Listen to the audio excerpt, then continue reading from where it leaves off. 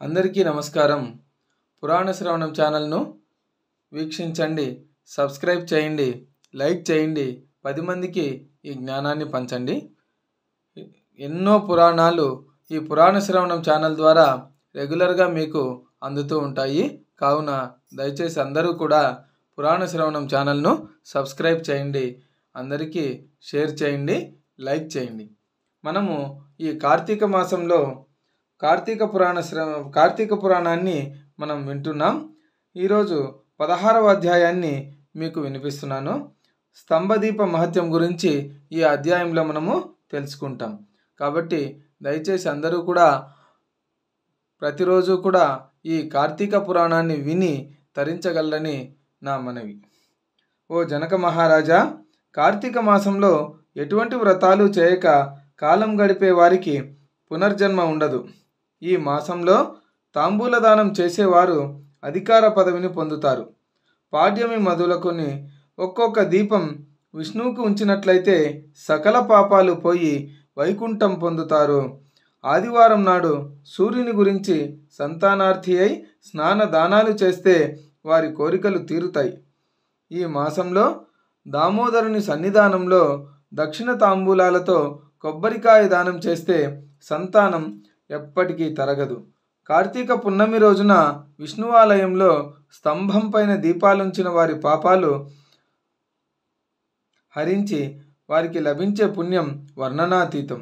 ఈ మాసంలో స్తంభాన్ని చూస్తే దాని పాపాలు సూర్యోదయానికి చీకట్లు పోయిన విధంగా పారిపోతాయి.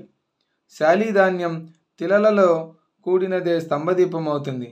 దీన్ని ఉంచని వారు నరకాన్ని అనుభవిస్తారు. దేవాలయంలో రాతితో గాని కర్రతో గాని స్తంభదీపాన్ని ఉంచిన వారు అంటే దామోదరునికి ఎంతో ఇష్టం. దీనికి సంబంధించిన ఒక ఇతిహాసం ఉంది.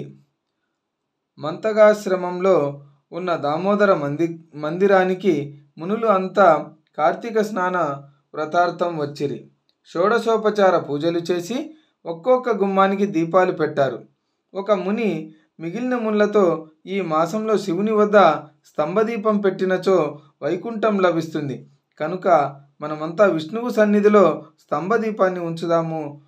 ఈ పున్నమి సాయంకాలం ఈ స్తంభదీపం ఉంచుట వలన శ్రీ మహావిష్ణువుకి ఎంతో ప్రీతికరమైనదని చెప్పాను. అప్పుడు మిగిలిన మునులంతా అందుకు అంగీకరించి కొమ్ములు లేని మోదును పాతిపెట్టారు. మునులంతా ఉత్సాహంతో విష్ణునామస్మరణ చేస్తూ శాలీధాన్యం నువ్వులతో కూడిన నేతి పాత్రతో దీపాన్ని స్తంభం మీద ఉంచారు.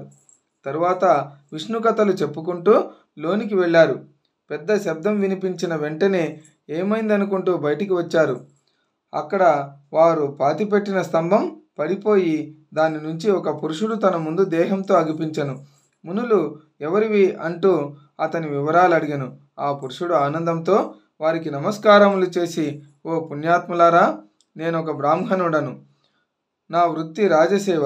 ధనాన్ని రాజ్యాన్ని రక్షించటం నా యొక్క వృత్తి. సిరి సంపదలకు లోపం లేదు. వేదాలు చదవటం మాని దయార్ద్ర హృదయుడను కాకపోవడం వల్ల ఎప్పుడు దాన ధర్మాలు మంచి పనులు చేసి ఎరుగను. దామోదర కథలు వినలేదు. అనేక మోసాలు చేశాను. పండితులను గురువులను ఎల్లప్పుడూ అవమానించి తిని మరెన్నో పాపాలు చేశాను.